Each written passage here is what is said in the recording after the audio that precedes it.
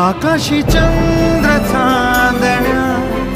तोडून मी आणल्या, मनाचा पाळणा करू बांधून घे जरा झुला, डोळ्यात तूच साजणी सुखाचा स्पर्श तू नामा, तुझ्या विना उरेन अर्थ